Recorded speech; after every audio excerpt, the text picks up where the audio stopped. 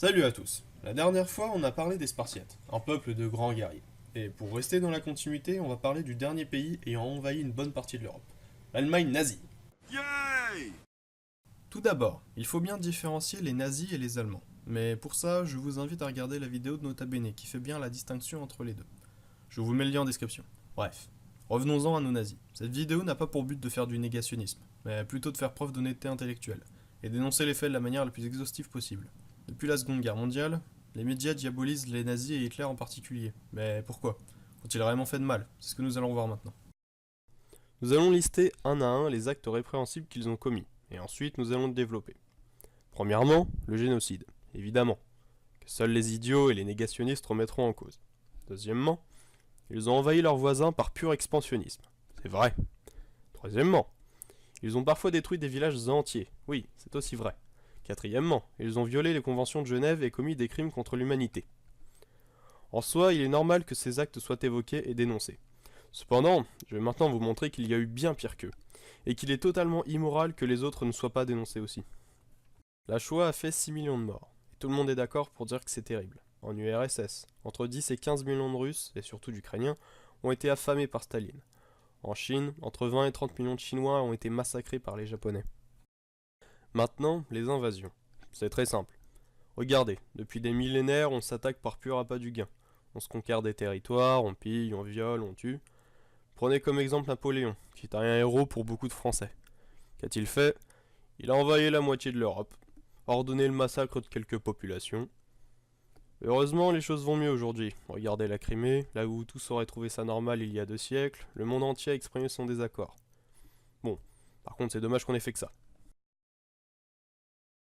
C'est un fait que les nazis s'en sont pris à des villages comme Oradour-sur-Glane et ont tué de nombreux innocents, mais nous pouvons aussi parler de Dresde, qui est à peine connu, alors qu'entre 50 000 et 300 000 personnes y sont mortes. Vous trouverez peut-être que cette fourchette est très grande. Ce n'est pas pour rien. La Royal Air Force et l'US Air Force ont largué plus de 600 000 bombes incendiaires sur la ville, à un point où il a fallu peser les cendres pour estimer les morts. Et je parle même pas d'Hiroshima et de Nagasaki. Enfin, on leur reproche d'avoir violé les conventions de Genève et d'avoir commis des crimes contre l'humanité. Et vous pensez qu'il n'y a qu'eux qui l'ont violé? Mais il y a eu énormément de transgressions à ces conventions, que ce soit par ordre direct ou des soldats voulant régler leur compte.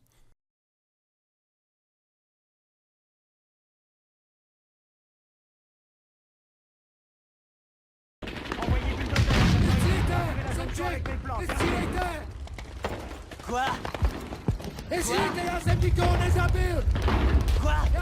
Désolé, mais je comprends rien à ce que tu dis, connard!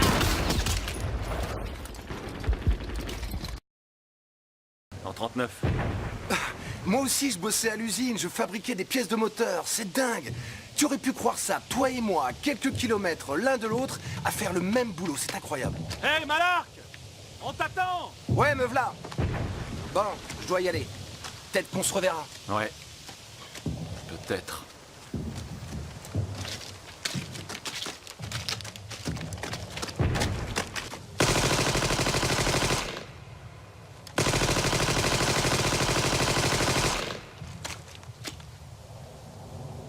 Merde.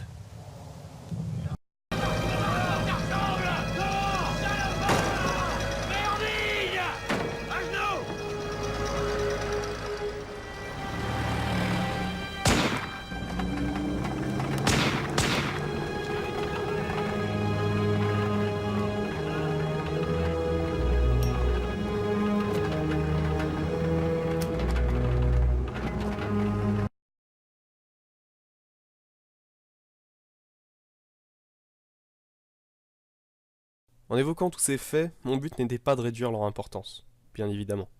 Je voulais juste que les nazis aient la place qu'ils méritent, c'est-à-dire des racistes violents, mais surtout loin d'avoir été les seuls à avoir commis des atrocités, dans un conflit d'une violence sans précédent. Bien. Maintenant, parlons d'Hitler. Beaucoup le considèrent comme ayant été un fou. C'est bien évidemment faux, du moins jusqu'au milieu de la guerre. Après, il est vraiment devenu fou à cause de la drogue, mais on y reviendra plus tard. Bref.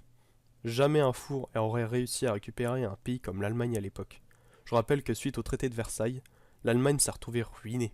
En effet, le nombre de chômeurs était de 6 millions, soit un tiers de la population active en 1932. Tout avait un prix énorme. L'argent n'avait plus aucune valeur. Les industries ne marchaient plus. et une famine sévissait comme dans beaucoup d'autres pays. Et Hitler a réussi, contre toute attente, à transformer l'Allemagne, une nation mourante, en l'une des plus grandes puissances de son époque. Il a réduit le chômage comme jamais personne ne l'a fait, l'a fait retomber à 1%, il a relancé les industries grâce à la politique de réarmement, a redonné espoir à toute une nation, et tout cela en à peine 10 ans. Il se souciait aussi de l'écologie et a instauré des lois de protection des animaux et de la nature. Mais bien évidemment, c'était un raciste de merde, ayant ordonné la mise à mort de millions de personnes. Cependant, essayons de le comprendre. De son point de vue, il n'a fait qu'éliminer des nuisibles qu'il pensait être à l'origine de la plupart des problèmes de l'Allemagne. Maintenant, transposons. Vous et votre famille vivez dans une maison un peu vieille. Et une colonie de rats y a élu domicile. Ils sont vraiment dérangeants. De plus, ils commencent à faire des trous partout. Et tout récemment, l'un d'eux a mordu votre fils, qui est par la suite tombé gravement malade. Que faites-vous? Sérieusement, posez-vous réellement la question. Alors, vous appelez un exterminateur, n'est-ce pas? Sans avoir réellement de remords. Je trouve que cette métaphore illustre bien la situation. Néanmoins, il y a un facteur très important à prendre en compte. Les Juifs n'étaient pas la cause des souffrances de l'Allemagne, et quand bien même ils l'auraient été, ils n'ont pas mérité leur sort. Pour conclure, que dire? Il est clair que c'était un tyran. Il a instauré un culte de la personnalité, prônait des valeurs antisémites et d'obéissance aveugle. Il était un expansionniste et enfin méprisait les non-ariens. Cependant, il a fait des bonnes choses, il aimait les siens et a reconstruit un pays en ruine. On peut tout simplement dire qu'il y a du bon et du mauvais en chacun de nous. Mais bon, ces bonnes actions ne rachètent absolument pas le mal qu'il a fait. Enfin, n'oubliez pas que les hommes sont dirigés et qu'ils ne peuvent pas endosser toutes les responsabilités des choix de leurs dirigeants. Tous les soldats allemands n'étaient pas des monstres, loin de là. Tout comme ceux des armées alliées n'étaient pas que des héros. Dans les deux camps, il y a eu des héros, et dans les deux camps, il y a eu des monstres. Qu'est-ce que tout cela nous apprend? Tout simplement qu'il faut savoir nuancer. Dans la réalité, rien n'est tout blanc ou tout noir. Maintenant, quand vous entendrez que les nazis étaient les plus gros trous-du qui aient jamais existé, rappelez-vous que ce sont les gagnants qui écrivent l'histoire. Phase polémique terminée. Maintenant, on va se détendre un peu. Les Allemands étaient de très bons combattants, grâce à de nombreux facteurs, comme leur stratégie, leur armement et leur entraînement. En effet, vous connaissez peut-être la Blitzkrieg, qui consiste à envoyer des blindés, de l'infanterie et de l'aviation. A l'aide de toutes ces forces combinées, la Wehrmacht arrivait à percer quasiment la plupart des lignes de front. Je vous laisse faire pause pour observer le schéma.